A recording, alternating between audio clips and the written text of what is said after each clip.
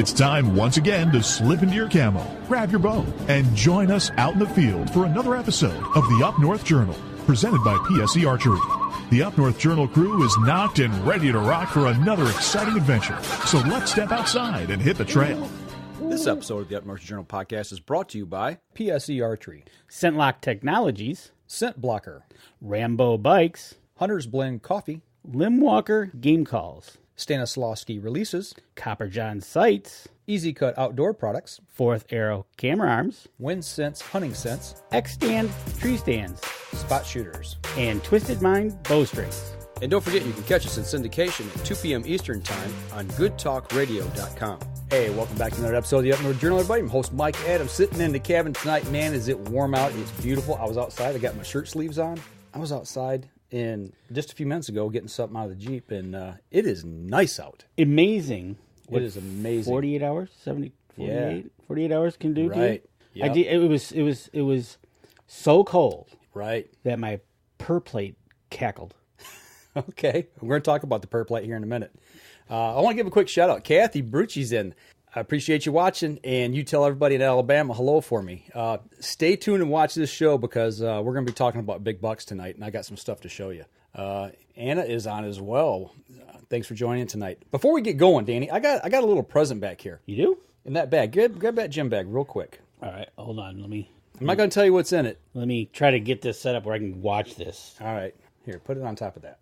Okay. All right, in this bag. All right, I have this bag. Yep. Okay. All right, so I got a present here for you. Go ahead and unzip it. Let me know if you... God, I love when he brings me gifts. Let me know if you sense or smell anything in there. A pair of shoes? Yeah, those are my shoes. Okay. Do they smell? They don't fit me. No, they don't fit you. Well, maybe they do. But what else is in there? What's in the one shoe there? Let's see what you got. These are my regular shoes that I wear to the gym, to work, every day. You know we've been wearing the new Scent-Lok socks, trying to cut down on foot odor. What do you think, seriously? Okay, people, I'm smelling his shoes, but... seriously. I really don't smell anything.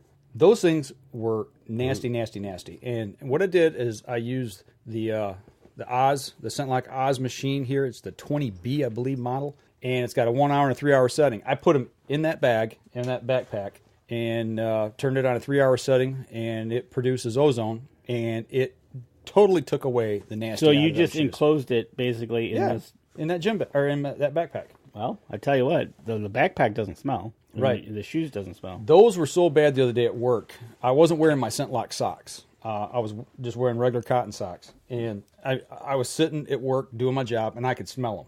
You know, that's how bad they were. So I tried this. I'm telling you what, folks. You got to check one of these things out because they're the cat's meow. So, just sorry to pull that on you, but no. So it's got a 1 hour and a 3 hour setting. You charge it up.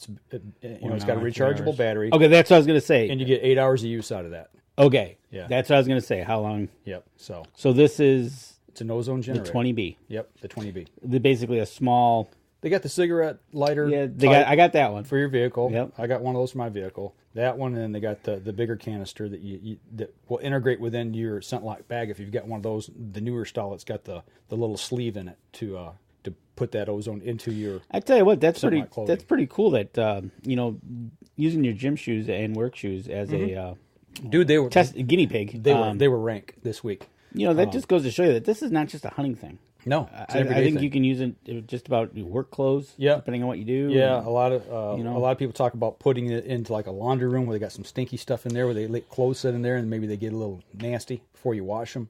All kinds of situations. So yeah, I just wanted to throw that at you. Hey, Jim Beasley, what's going on? Dave Wilkins. You know what? A lot of people joined tonight. It was funny you mentioned that because I had seen some people post pictures of them using it like in the kitchen. Right. Like when they were doing onions. Yeah, that's exactly. Yep, same one. So anyway, that's that. But I want to get started. We got a lot to talk about tonight. So I'm going to kind of let you know a little bit about where I went yesterday. I know that you posted you were heading. Where is Mike going? Yeah. And you posted the picture of you traveling down the highway, and I kind of knew where you were going. Well, so there you go. You put a picture up of you traveling down a highway, which the sun was out. Amazing. Yeah, right? You had to wear sunglasses. Yeah, it was actually nice out yesterday. It was beautiful out. But I trucked down the road. I headed south and across the state line, wound up in Indiana. You did. You wound up in Indiana, and I didn't post too much about what was going on. No, you were going down there because you were going to go buy some fireworks. No. Oh, No. all right. So how long did it took you? How long to get to the state line? Oh, from our house, it's about 2 hours. Weather was not bad. Eh? Oh, it was beautiful out. It was still cold. It was 15-ish. Later in the day, it got up into the 40s, which was beautiful. Okay. You know, it's one of those things that Thursday when it was minus something and it was a joy to be outside. Mm-hmm. And you're traveling off to Indiana. Yep. Well, how was it? It was a great little jaunt to Indiana. They had snow. They had 2 inches of snow the day before. I'm out on some property here. I went down to look at some hunting land. Okay. Me and a couple good friends of mine, they invited me to come down and look at this property and see if I wanted to join them. Right. And let's come back here to the regular shot.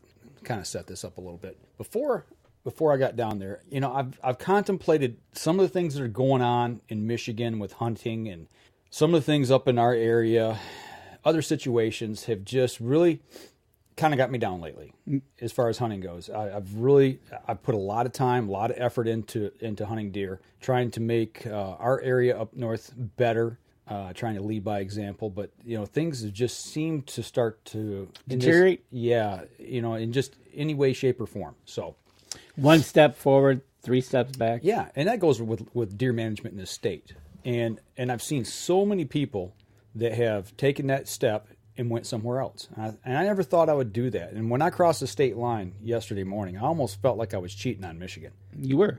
But let me tell you, you're not the only one to be doing this. So Don't feel like you're the only person crossing the state line. No, but, you know, I did. I had some angst in me. You know, I felt a little bit bad. Like, you know, is this really what I want to do? But yesterday was the first step at taking the next step towards better hunting, deer management, all the things that I believe in, right? You know, exactly. And the way that I like to hunt. So these are with like-minded people. Okay, so let's start at the top. Mm-hmm.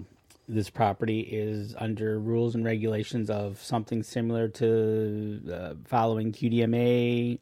Is everything open to the your abilities to have proper doe management and all that? Is there anything that is starting like myself in the UP? Mm-hmm. I can't shoot no does. So QDMA tells me to, hey, you guys got to shoot some does, but I can't. Now, do you have anything on the table that says you have something tied behind your back? No. Okay, so no. Good. No, this property is going currently is set up great. It's going to be set up better with food plots, with proper buck management and doe management practices. So yeah, it's right in my wheelhouse of what I want to do. And the guys that invited me to this property to join them, there'd be 4 of us total, and it's all like-minded in management, habitat, style of hunting, the whole 9 yards. Okay, so with that being said, are we looking at? Okay, let's start off with, what do you think about the land in general holding potential deer for harvest? There's already deer there for harvest. This is the photo right here that I showed up that morning. Oh, okay. This is at the far end of the property. We drove through the property to the far end and got out, and we're going to walk around. Okay, we're going to walk around all afternoon. Yep. All day. We got on the property 11-ish, I think, right around 11 o'clock, 10:30, 11 o'clock, and we're going to spend the day. So, all right. You know, as you can see, big ag field. And in this area, it's strictly all agriculture. Around the area, it's all agriculture. This property is roughly 150, 200 acres of woods and probably 400-ish of agriculture. Okay, and this is true of the property owner. And this is true agriculture to the point where these are cornfields. Working fields. Yep, this is corn this year. Next year, it will be soybeans. Okay, so it's one of those things that I guess up in my area they call us an agriculture area, but I can't find a farm within I don't know how many miles. Right. It's well, and that's part of the problem where I hunt here in Michigan. You know, there's no ag for 10, 15 miles. Right. And, So- here you've got ags connected to your woods. Right. So I mean, you can see this is all fresh snow. You can see where we drove in, and you can already start to see that there's tracks here in the snow. But you know, I've took quite a few pictures of just getting around on the property. So you drove in the property and went all the way to the other end of the property. Yep. Your first impressional thought in your mind was, God, there's a lot of corn. okay. You know, I mean, you got to remember, I'm used to hunting timber. Yep. You've been to our place. You know, it's timber. There's a lot of open land here. You know, this is a whole different ballgame of hunting style. To me, it reminded me a lot of when I went to Illinois and hunted with Clint Turner years ago, minus this big pack of woods here, you know, and I'm just kind of bouncing around between these picks here. And a question from Kevin is, how many total acres roughly? You said 150 woods. Probably over 600 acres ish. There you go. So, and looking at this picture that I got up right now. Okay, Danny, you see Yeah. the limb, the tree that's kind of hanging out over the field? Yeah. Do you see the two little dots on the far side over there? Way over there. Yeah, that's $2. Oh, okay. That's the first 2 deer we saw. All right. So the deer were up and moving. Yeah, this was later in the day, though. I mean, we didn't see anything up until about 3 o'clock ish, somewhere around 3 o'clock in the afternoon. When did they give you a sense check of how the deer moved? Are they morning movers, all day movers, late movers, or? You know, it's hard to say Okay. because when we walked this property, we went in. We weren't really being quiet. He was just showing me around, showing me stand locations, showing me the lay of the land, showing me travel corridors, things of that nature. It's just getting familiar with what was there, you know. But what I want, look at the tracks, you know. I mean, There's definitely deer there. It's not like a track was uncommon. yeah, you know, and yeah, some of those were old, but Okay. I'd say at least half, if not more, were fresh tracks. Speaking of tracks. Yeah. Okay, so we know up at your place here in Michigan, you've got predation. Did you see anything to that effect about you're going to have to be competing with some predation? Yeah. Walked in the property, we didn't go 50 yards in, and right there's the first coyote track I saw. Okay, so you're going to have And there was coyote tracks over the entire property we walked. Okay. Every main deer run, we were seeing coyote tracks. Okay, so you definitely have some predation that's going to go on, and some definitely go do some predator hunting. Yeah, absolutely. And that's allowed there. Good. Now, the thing about that I haven't said about this property is there's no firearm hunting allowed for deer. Okay, so you're limited. This is just a bow hunting property. Archery only. Is there turkeys on the property? No. There are no turkeys, which No. I find odd, considering I thought Indiana had a good area of turkeys. I was told that they're probably 5 to 10 miles away. And then driving around this property, I noticed kind of why. Okay, so Within about 3 miles, that's really probably the biggest woodlot there is. so getting there is okay. So actually getting to this spot, most likely, if you took the turkeys and planted them there, would be better off than hoping they get there. Right. Okay. Yep. So I that's tell you what. Okay. Why don't we stop right there? Let's take our first break. We come back. Let's continue the journey on this piece of property. We're going to step outside, and we will be right back in just a moment.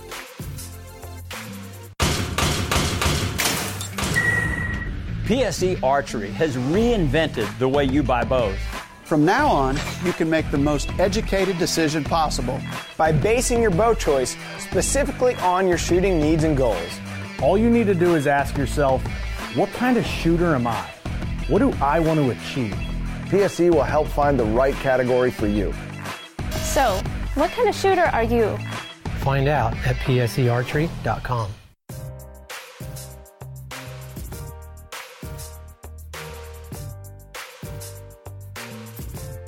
Welcome back. Second segment of the show. Talking about Mike and where he was yesterday. Indiana. He was in Indiana. So, yeah, we got out and started walking the property. Had my EZ Kut sling pack with me, just in case I needed to do some trimming. I did bring some trail cams with me, just in case. Didn't hang any. Okay. But, you know, there was a few little tight spots that we got in that I did need to do a little snipping here and there just to kind of get through. Absolutely. Never know when you might, especially when you're walking a property for the first time. Did you happen to bring your sling pack with you? No, I didn't. Okay, we got to talk about that. We'll save that for another time. But it's always good to have the EZ Kut with you. Yep. I was wondering, with the amount of people that you in bow only, so you really that's what's kind of nice. You don't have to worry about some guy being on the opposite side of the field with you with a gun, right? And you got a gun, right? So, but with bows, it's a little bit different. So Dean, stay tuned to the end of the show, and I'll show you something. Okay. I just seen his comment. All right. Did you the setup to hunt this? Like at your place that you have now, you have zones that you hunt. This place going to be the same way, or no? This is 4 like-minded individuals all sharing and hunting the entire property. Okay. Yeah, working together. So somebody could actually say, "Hey, would you use my stand because I won't be there?" Yeah, or it's just basically first come first serve. Oh, okay, that's what I was asking. I mean, like on a certain weekend, do you have to like send out an email or something, say, "Hey, I'm going to be in stand 1," and yeah, it's just letting everybody know where you're going to be. Maybe so you go in together and you kind of team up, maybe hit one end or the other end. Who knows? It's but yeah, working together. And these last 3 photos I showed, it was like this all day. It was just simply deer trail after deer trail after deer trail after deer trail. I've never in my life seen so many fresh tracks on a piece of property. It was just stacked. Well, I would hope so, considering the agricultural area that it's in. It's got a nice sized woods that they can hide out in. Really, for deer, it doesn't take too much, but it's got water there. There's a creek, creek bottom. I was going to ask you. So creek bottom. Is there any plans to improve the property besides what's there? Maybe logging it, maybe cutting it, or something of that nature? Select cutting's already been done. Oh, okay. I know there's some tree planting that's going to go on this year in the spring through I believe it's the State Forestry Service. I'd have to double check on that, who's actually coming in to plant the trees. But the thing that really stood out to me is there's no evergreens. Oh, it's all timber. Where I hunt, man, it's nothing but evergreens and cedar swamps. When we got oak ridges, but for the most part, oaks and maples is really all we got. Right, exactly. You're just wondering what's the difference in trees, and you're a few hours away. Yeah. And Ron Moses says big corn-fed deer. Yeah, and actually compared to here in Michigan, that was the first thing I really noticed. And actually, I got some video to show here at the end of the show of what we did see, so you guys stay tuned on that. And then that's really cool. But obviously, I can tell you're kind of excited. Well, it's just the caliber of deer, the way it's set up, the low pressure. That was my next question. Eventually, was going to be is key. But I'm going to have to learn a whole new style of hunting. Well, there's that. So now go back to pressure. This being the 200 acres ish of the land you're hunting, what's the pressure in the area around that? Big tracts of ag. It's just big tracts of agriculture. Okay. Most of the landowners around own big tracts of land. Right. Real low pressure. So it's when deer seen us. I mean, granted, we were a good ways away most of the time, but up at our place, it doesn't matter really what time of year it is. Deer see you, they look, yep, human, bang, gone. Well, that's the difference. I think you're going to have hunting down there, where they are used to tractors. I've heard other people do this. They see vehicles driving in fields. Yeah, they hear the big tractors out there planting, cutting, and that.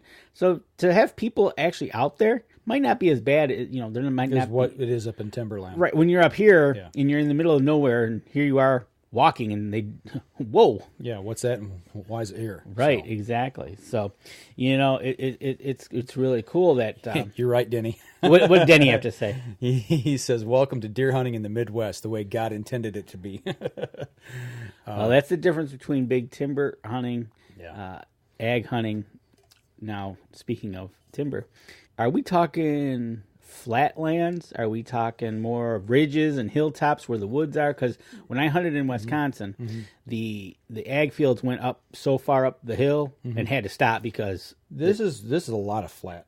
To me, it reminded me a lot of like the Thumb area here in Michigan, or maybe up around the middle part of the state. up around Midland area, right, where you can see flat for a long time. But there is undulations in the terrain. Right. No, what I'm talking about is literally hills. The hills have the woods on it, and just a quarter down where it's flat enough that they can get their farm vehicles on is where they plant. Yeah. No. Okay. This area is not like that. So. Okay. Cool. That's awesome. And they're basically getting just a little bit softer weather than we do. They get their parts of storms. So the deer are looking very healthy then. Absolutely. The bucks that we've seen, and I'll talk a little more about this when I show the video, they've already been through the rut.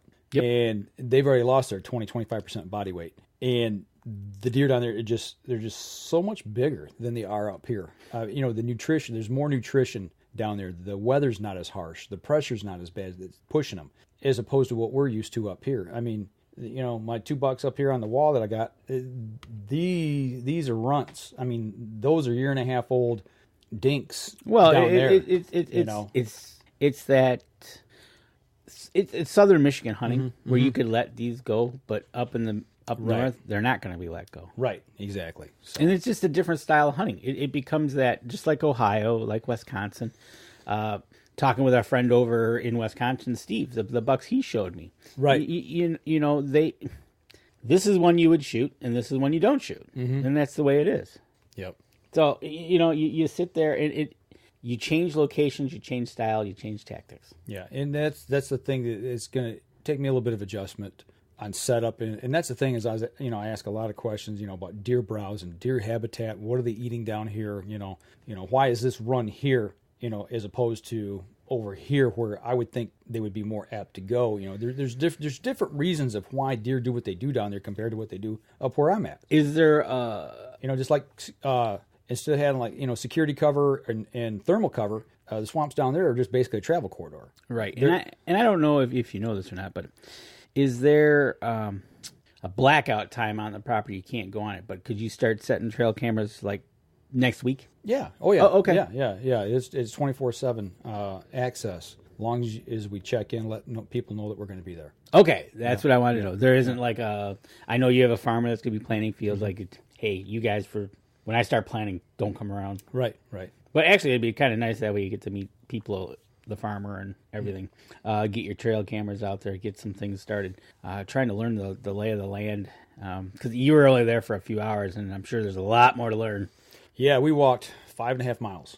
Yep. Put 5.5 miles on that day, and I'm a little tired.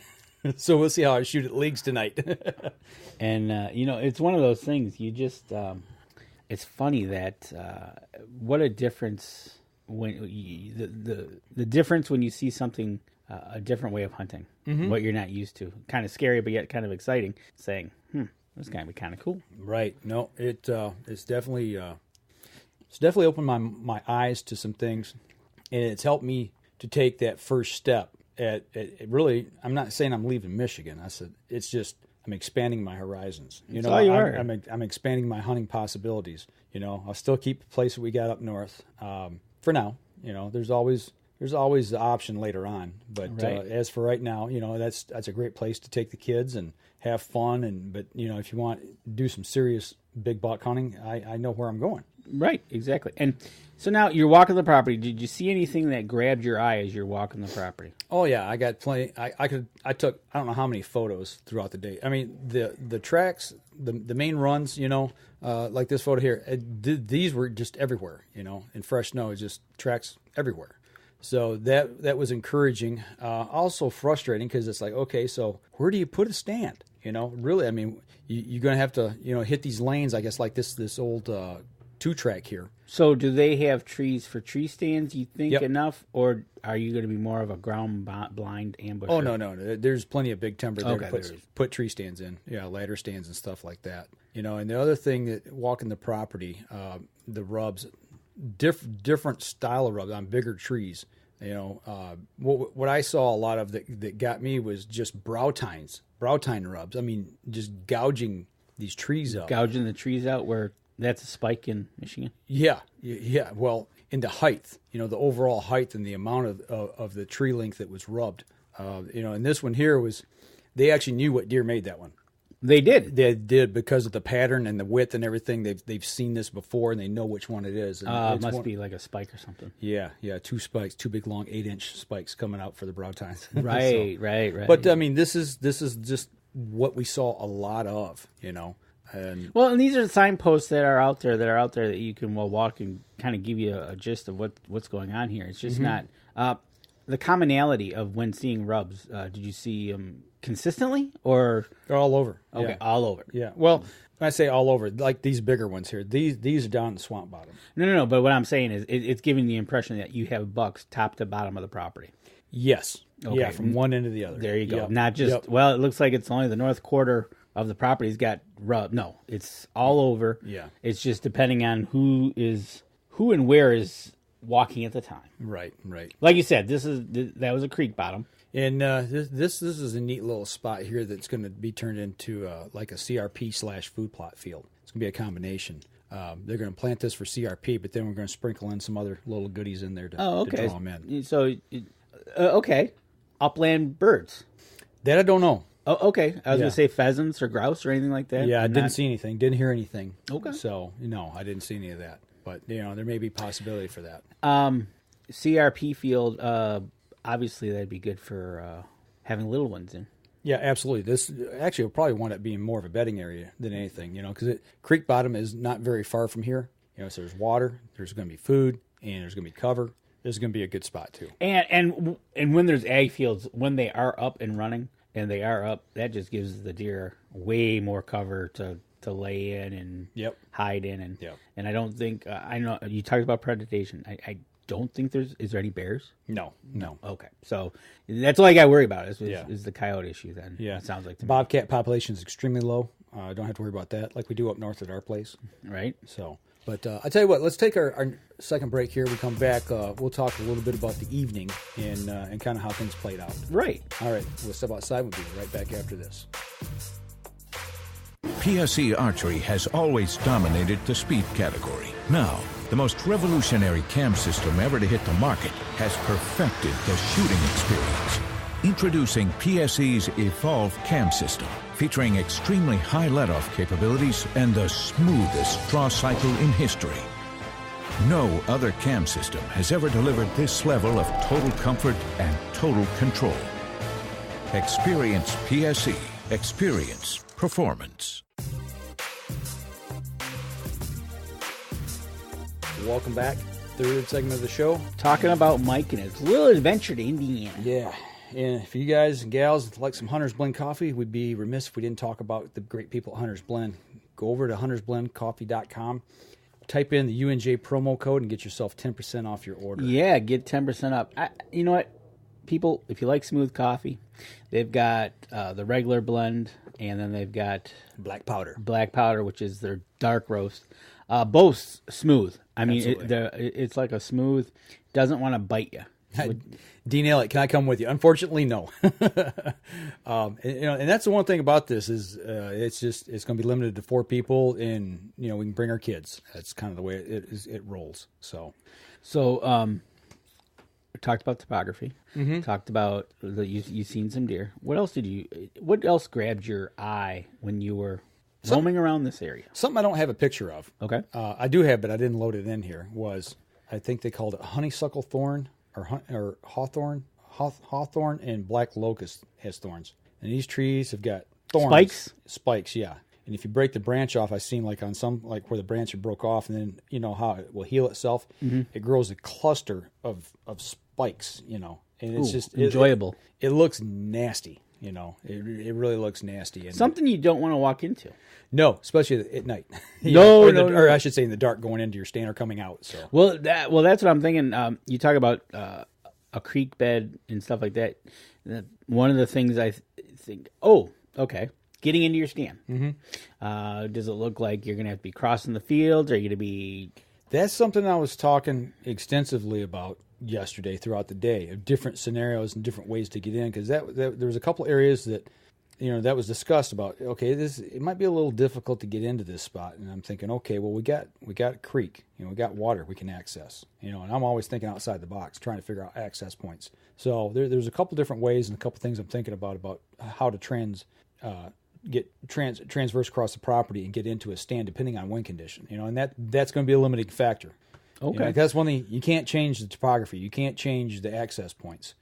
You're limited to what you have on the property. So let me ask you, just one area to park in and then walk from there, or there's a couple areas to park in. Yeah. Multiple areas to park in. Three spots to park. Okay, that's kind of what I was getting at. How do you access the land? All right. So cool. So you got your spot picked out? 600 something acres. 600 something acres. Right. I don't know. I seen so much, it was just overwhelming. I do want to go back here soon, especially when the leaves get on and start in the green. It starts to green up. I want to see how much it closes in. Oh yeah, that's really look open today. I'll be closed tomorrow. Right. So, speaking of that, speaking of spring green up, and with that being said, was there anything that grabbed you like floodable land? Yes, there was some talk about that. The soil is so fertile down there. I mean, it's down them bottoms, it's black soil. Okay, good rich soil. Pretty much anything's going to grow there. Yeah, I mean, we do have to pull some soil samples because there's going to be a couple little kill plots, things of that nature, that's going to get planted this year. But if it floods, like you remember years ago down there in Indiana when the Wabash River flooded? Yes. And it took like 3 or 4 months. I mean, it was up to the bottom of the freeway, the bridge, and that's a ravine. Right. So when they get floods down there, they get floods. And this area is no different than anywhere else down there. You get a planting in there. The only thing we really got to worry about is getting it washed out. Okay. So. Yeah, a spring, after a planting, to get a spring washout would stink. Yeah. So that's really about the only thing we got to really worry about. So some of the pictures I've seen the ag stubble. Mm-hmm. Did the farmer leave anything up? No, and that was a question I had. Is there the opportunity? And that's something we got to find out. Is there an opportunity to leave a patch up? Okay, what I was going to say is either a patch up or food plot type areas. Mm-hmm. I know, like some farmers will plant, and if you ask them, they'll leave the last whatever you rows. You can pay them for the last 4, 5, 6 rows. Whatever that is, right. and they'll plant what you want. Right. So that's under question. Yeah, that I don't know yet. That's one of the things I got to find out. Okay, well, you know what? You've been there all for a couple hours, so I'm sure you got a bunch we were of there. I was there all day yesterday. Right. Well, but not enough time to answer all your questions. No. You're going to have questions from now until. There was questions about, okay, so you're in the middle of nowhere. Where do you stay? I mean, I can sleep in the back of my Jeep if I have to. It's not a big deal. It's big enough I can let the back seat down, put a bedroll in there, and I can make it fine. Or throw a tent out, in the parking area. So right. Or is there a big enough town around that has a hotel? That I don't know. Okay, that you don't know. So yeah, I haven't checked into that part. You might find a little cozy little mom and pop place that charges cheap. Yeah, so that's something got to look into. All those types of things, because out in the parking areas there's no electricity. Well, there's no electricity, and if you need there's no water. Well, two things. Mm-hmm. If you need to get back and dry out your clothes because maybe it rained, right? Or maybe you need to get back to some electricity because you need to maybe recharge something, right? A phone, right? Kind of hard to recharge a phone when working off your car battery is okay. Yeah, I mean, there's ways to make it work. It's just figuring those logistics out, and that's something to work through. I've got plenty of time between now and October 1st, and that's the thing is their season runs from October 1st all the way to I believe January 9th. So okay, yeah, a little different than Michigan. The gun season in the area down there. Do you still bow hunt? You can bow hunt, but you got to wear orange, right? Like Michigan. Just like Michigan. But okay, yep. I didn't know if maybe they shut it down for that, just to almost like leave it as a preserve to let all the deer come in and. No, we haven't discussed that at all. Cool, so. That's awesome. I know it just there's so many questions. But we got out and we walked the property, that afternoon, and I want to go back see if I can find this picture again, right here. We walked out into this little opening here, and like I said, there's the two bucks way over there. I mean, I can see them because I know what I'm looking at. Depends on if you're looking at it on your phone, you probably won't see them. But I kind of stepped out, had my binoculars. I mean, I'm checking them out. I'm like, oh, okay, that's 2 nice bucks, and I equate them to what we have here in Michigan, what I normally see. You know, I'm thinking that those were 110, 120 inch deer. Well, the class of bucks, the other thing about this property is the target bucks are 150 to 200 or and above. And they you know, if you see a 200, I guess I'd probably crap my pants. Yeah. But, you know, but I'm saying anything above 150 inches. I mean, that's the target. That's the minimum. So it's definitely growing for bigger bucks, bigger deer, and buck to doe ratio. You know, trying to get those dynamics all together. Did they take a good amount of does off the property last year? That I don't know. Oh, okay. That I don't know. Kind of just wondering if they, you know, they're going after the does that need to be taken. I don't think it was hunted a lot last year, to my knowledge. Oh, okay. So well, I can understand why. So, but we seen these, you know, and so we decided to slip back in and go back the way we came and kind of cut around and try to get around to where they were at. And try to sneak up on them? Yeah, just to see if we could get a better look, you know. So we took, you know, we took a little roundabout way. Let me see if I can find the other picture here. So how are you two woolly bears crawling through the woods? Nice and quiet? At this point, yeah, we're trying to, you know, be sneaky foot. And then we come out at this little opening here at this side of this field. And to the left there, up there at the point where just as far as where you can see where the trees end. And we walked maybe halfway up this field edge, you know, nice and quiet, what we thought was quiet. And all of a sudden, boink, out squirts a deer. And out squirts another one, and another one, and another one. And, you know, and they're bucks. And I'm like, oh, crap, you know. At this point, I'm fumbling for my phone. Okay? Oh, okay. You know, and as, whoops, sorry there. Let me go back to that picture. Getting excited talking about it again here. But we get halfway, they start squirting out. So I'm reaching back, and I get my phone out, and I'm trying to get it so I can shoot some video. You know, right. Because I left my camera, my video camera, in the vehicle.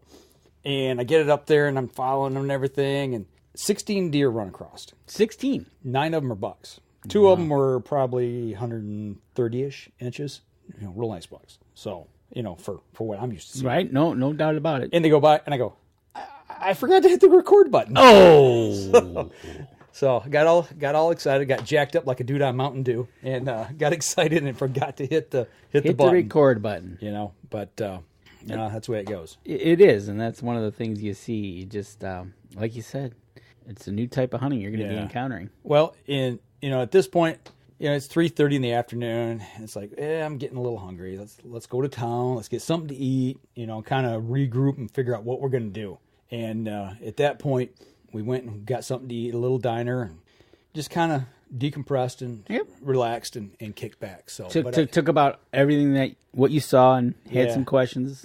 Asked some more questions. Right. So I tell you what, let's save the rest of this for the last segment of the show, because this is the part where I get really jacked up. Okay. So we're going to step outside. We're going to take our next break and come back. We'll wrap up the show, and I'll show you a little video here. So we'll be right back after this.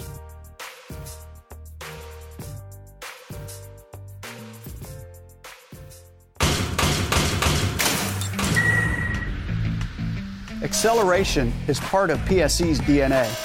PSE pioneered the speed movement. Now they've developed the vapor category to help you find the most powerful bows on the market to fit you. High speed equates to intense power and building the momentum you need to be successful. Are you a vapor shooter? Find out at psearchery.com.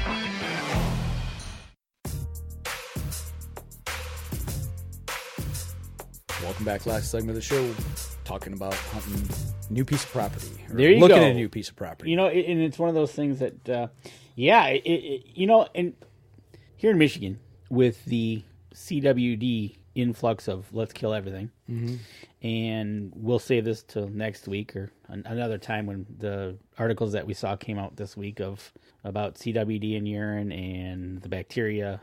Yeah, cause of CWD. The cause of the possible. If you guys want what we're talking about on that, go to our Facebook page. We've got links them, on, and it's just an interesting read. It's something that make you go you know, yep, things make you go But what it's doing is and this is not Mike, but it's almost getting to the point where they're pushing. Yeah. Either they're pushing you to shoot everything, pushing you to stop, or pushing you to leave. Right. Yeah. And that's kind of where I'm at. And I'd be interested to talk to Lincoln, who's over in Newaygo, about I don't know if they got final numbers for his area, but just to say, hey, you know, did you hear more shooting around? You know, just ask him some simple questions that, because he goes to Saskatchewan Saskatchewan. Yeah, that word. To hunt. So, but anyways, we'll talk about that at a later date because you got a video. Yeah. So, well, kind of backing up just a little bit here. We got done eating dinner or lunch, or whatever, late lunch, early dinner, and it's like I got asked, do you want to go back to the property and see if there's any deer feeding? Well, you came all this way. Why would you just say no? I've got time. Yeah. Let me get, let's get the camera ready. Let's go and let's see what we can see, So, we kind of pull up and start looking and just getting onto the property. And, that's just a quick little pick out the window. And, there's some deer there. You see a good amount of deer. And the thing that really intrigued me, what we saw this night, was the fact the bucks all still were fully antlered. They hadn't dropped their antlers yet. Well, those that you've seen have, and it looks like I think Josh posted some pictures that they're starting to. Yeah, right. So now we're into February, so it's getting to be about that time. They should be starting to go somewhere. Yeah. So, all right. Well, he's already chimed in here on the comment section. David did so. Cat's out of the bag. Yeah, I'm working with David. So, he's already talking about it. So. I can mention who I'm working with, I guess.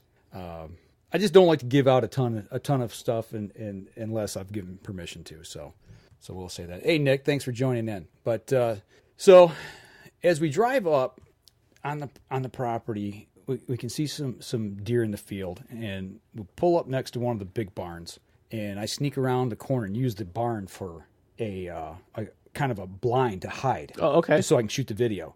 Now, Danny hasn't seen any of this video. Danny, I want your impression of what's going on here. This is the first group on the property that we saw, and I kind of label these as we go through. This video is about 8 minutes, but I'm like, okay, we got a buck out there, starting to see some deer, and I'm zoomed in just about as far as I can without digital enhancement. So this is off your phone, or is this this is off my camera. All right, and yeah, that's a pretty good deer. A little bit. Actually, you got two nice deers. One's a younger one. Yep. And the brow tine on that one there, I mean, it's a little bit high up on that left side, but notice the thickness of it, and the thickness of the main beams. It's he's kind of controlling that field. Yeah. So, and I'm like, I'm getting jacked up again, watching him mill around. So I don't know if you know this. Out of that group, I seen 2 bucks. Was there any more other bucks in there, or? Oh yeah, there's about 8 or 9. Oh, okay, all right. Yeah, and like I said, there's 3 distinct big groups of deer that we actually videotaped here, and I kind of took kind of tried to pare it down to where we can actually watch it while we're talking about it. But and notice the size of the does as well, and there's a one photo later on, or piece of video later on, that my daughter saw, and she goes, "Oh, look at that little doe." And I go, "No, that's not a doe, that's a fawn." You can definitely tell the size difference between these deer and the deer in Michigan, but that deer right there, they've already been through the rut. And they've lost 20-25% of their body weight. And all hunting seasons are over down there? Yes. Okay. Yep. So they're just now on, hey, let's eat. Yep. Yeah. Rut's over, time to eat.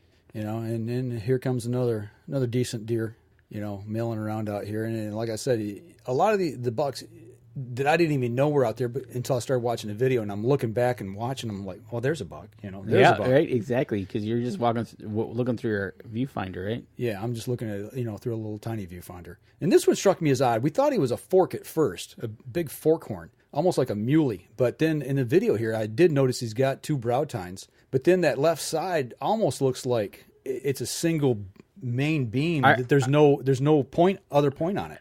Are you? You're standing next to the barn? Yes. Okay, so that's what he's picking up. Maybe you guys just peeking around? Yeah, maybe. These deer are probably 400 yards away, 500 yards away. They're pretty good distance off. Yeah, okay. We definitely got picked off by one doe that was a lot closer. She was only a couple hundred yards away, and she'll come into the picture here in just a minute. But you can see the topography of the land behind. The woods that we're hunting. You can see how the field kind of rolls. You see that there's a distinct drop off on the backside. Right, and that goes to the woodlot. Yeah, and that's kind of the way this property rolls all the way through the fields. So there's good transition points where you could actually use these kind of hills and valleys to sneak to a blind, but the deer use them as well. Right. And that's what kind of separated these 3 bigger groups. So it was nice being out and being able to see deer this time of year, seeing that they still had their antlers, just kind of they're just kind of laid back and feeding. seeing what kind of inventory you got, for next Okay, year. so that kind of now that you talk about this, there she is. That's the one that picked us. Oh yeah, hello there. Yeah. Any when you saw these deer, was there any signs of maybe a late rut going on, or? Yeah, actually, when we left town from the diner, we saw another group of deer, and there was a buck had his nose up in the air, sniffing, smelling, licking. You could tell he was trying to catch scent of a doe, and one doe was presenting. Okay, and it's like, what's going on? You can see here. I mean, the buck to doe ratio is not like greatly exaggerated out of check like it is up at our place. Right. That first group we saw in the day, 16 deer, 9 of them were bucks. So, that's pretty good. Yeah. So we pulled on into the middle of the property, and this is the next set of deer. Now, I did do a digital enhancement of this when I was shooting it, just because these deer were probably a good 600 yards away or more. I mean, they were out there a good poke. But this is a different group of bucks and does. And you can see that you're not squinting too much to notice that they have something on top of their heads. No. But the one thing that I was curious about is you look at how many are high and narrow. That to me is a genetic trait. Yeah, exactly. That high narrow rack, as opposed to some have that wide, go out wide and up. But I'm sure, the ones that I've seen so far on these videos, that seems to be this trait of the deer in this area. Yeah, yep, definitely. But as far as being spooked, okay. Now we've been there a few minutes. It's time to, kind of get over here. And notice he just trots off. Yeah. And then they slow down before they even enter the wood line. It's not like they're high pressure. They're just enough, and I'm going to get out of Dodge. So far now, 2 bucks have run to the right, and 2 bucks have run straight away from the camera here. And then this guy decides to stay and just look around anyways. So It's not nothing that if you were walking in the middle of the field at them, they're just feeling bumped. Yeah. That's just the perfect word for it. Just bumping them. Yep. They're look at, they just ran further back in the field and they stopped. Yeah. It's not like sometimes when you see deer here, once you get them on the run, they don't stop till the next county. Right. So. Now it was, this is the thing that really got me jacked up. The fact that you got a good inventory, low pressure, bucks of that many bucks of that caliber, and being able to hunt in a situation like that versus maybe in what we're trying to do at our place is going to take years to get to this point. Not decades, but maybe 3, 4, 5 years of good deer management and letting them get older, working with your neighbors. See, the problem is all the okay, that's a good question. Do the neighbors in this area have the same mindset as the people that are hunting this property? From what I've heard, yes. Yeah, generally speaking. That makes a big difference, because that way if it goes over to the next property, it ain't going to get blasted. Right. And then we went to the other end, and here we are at the far end, and you can tell the light's dropping pretty quick. Yeah, now. I was going to say the light looks like it's dropping pretty good on you here, and they're just out meandering. They're just doing their nighttime feeding. Ron Moses, yes, I was smiling all the way home, definitely. So. And that's the thing, man, is, okay, Michigan's not far away from Indiana. It's right next to it. With proper management, this state could do some of this stuff. I think in some part of this state we do. We do in the southern part. And I know agriculture plays a huge role in these deer, especially the big bodies. They're well fed. They've got food, year round. And you notice here by the end of the day, too, in the video, most of the snow is melting off. We had snow that covered the whole ground. If you saw the pictures from the beginning of the show tonight. Now you got open ground seeing. Yeah, and they're pawing through and getting the spoils off the field. Yeah, and they got a lot of field to choose from here. Right, so it's not just, they're going to be done with this field in one night. And right here, now watch, there's a deer in the background that comes into the picture. And it was so grainy I couldn't see it, but I knew it was a big body deer, and all I could see was bone. And all of a sudden, bang, he disappears. That one has got me very curious. He just wanted to give you a little tease. Yeah, I think that was a pretty good-sized buck, but I really, really don't know. But that's the video I shot there, so it's going back through the beginning here. Let me come off that shot. So, yeah. Pretty cool. I think Michigan could be like this a lot. I know there's a lot of people that do not like the Northwest 12, 13. There's a lot of people that complain about it. You're hunting for big racks. You're hunting for whatever. What's that mindset I don't understand. I understand, like, nobody wants to be told what they can and can't shoot. Here, I'm being told what I can shoot. You need to follow these parameters, and I'm okay with that. Well, it's also the fact of that. Is there anything says that I'm going to go down there and I'm going to shoot, a buck that caliber? No, I might hunt there 3 or 4 or 5 years and never sling an arrow. You remember, you got to get them within 60 yards. Bingo. So there's no guarantees. There's no guarantees to it, and there's data in the Northwest 12 here in Michigan that says the buck's improved, but you can shoot a doe. Absolutely. What's wrong with shooting a doe? Everybody complains you can't eat the horns. Right. So go shoot a doe. Exactly. And the state land in those areas are improving as well. Absolutely. It's a whole area being improved. Absolutely. In this state, if you got the hunters together and the DNR together, there's no reason we couldn't mimic a lot of this, of what's being done. There's no reason. In the state of Michigan, that's why I'm going. That's why I'm leaving. Well, we've got some other issues in this state that want you to eliminate everything in X amount of county because of something. Yeah. But there's more stories coming out that you might be barking up the wrong tree by doing that. Yeah. Or getting rid of that because, well, really, that doesn't cause it. Yeah. And you got kids out there, to get them interested in hunting and getting them out in the field, I really got no problem with people shooting their first buck being a small buck. And with the rules the way they are right now, I don't have a problem with people doing that, but with all the arguing and infighting that's going on, there's ways of managing our deer herd, making it healthier, number one, and getting more people involved in hunting. And that's the big thing right now let's get these kids involved. And what better way to do it? You should see my daughter when she saw that video. She was like just jacked. Right, exactly. She's like, okay, I'm gonna start practicing shooting my bow starting in the spring. Right, exactly. As soon as the snow goes. It's just education. Yeah. So there's nothing wrong with letting shoot. I think the state has to help it and not scare it. Yeah, exactly. I'm having a really hard time with the state getting to a point they're starting to scare people. Yeah, and we'll dive a little more into that here in the upcoming weeks. Like I said, there's a couple articles out there that we posted or we shared this week. They're not ours, but the things that there's some new research going into this. It's taking a look at a different avenue. And the one about the urine was by a Colorado scientist, yeah, which they've used in the past. His work, for some of the stuff. Yep. So. It's just some things to look at, and I don't think we ought to leave any stone unturned. You need to look at all possibilities because somebody might pick up on something, and it might lead us down a different road to the truth. Instead of guessing and beating our head against a wall. I'm always open to people doing some different studies or looking at things a different way and coming up with solutions. Yeah, and then there's that other article we saw out in Wisconsin. That now that they're saying crossbow hunters are shooting too many deer. I'll leave that alone. Denny Steiner says, if you hunt that area for 4 or 5 years and don't fling an arrow, I don't know you. That's good, Denny. Oh, I promise you I'm going to do everything in my power to fling an arrow. Right. Yeah, so speaking of, we got to wrap up the show because it's 5 o'clock and we got to be at the range in an hour, so...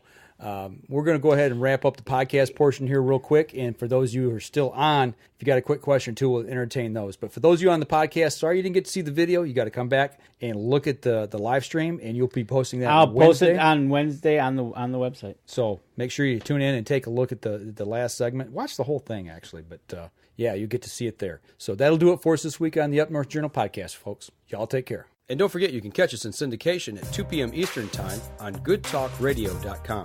This episode was brought to you by PSE Archery, Scent-Lok Technologies, Scent Blocker, Rambo Bikes, Hunter's Blend Coffee, Limb Walker Game Calls, Stanislawski Releases, Copper John Sights, EZ Kut Outdoor Products, Fourth Arrow Camera Arms, Wind Sense Hunting Sense, X-Stand Tree Stands, Spot Shooters, and Twisted Mind Bowstrings. Thanks for listening, and join us again here next week. Until then, remember, as we always like to say, if you're out on the water or in the woods, shoot straight and be safe. Until next week on the Up North Journal.